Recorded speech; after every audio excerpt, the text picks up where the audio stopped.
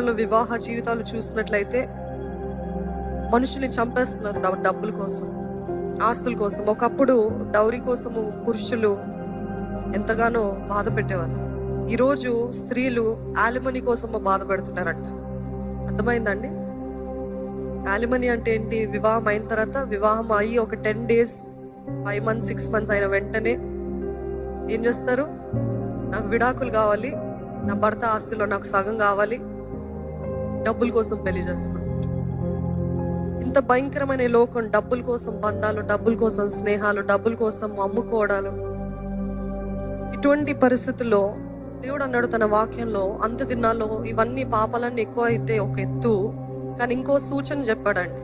అంత్య దినాల్లో ప్రేమ చల్లారిపోతుందంట. తెలుసా? There is no more love. ప్రేమ ఉండదు.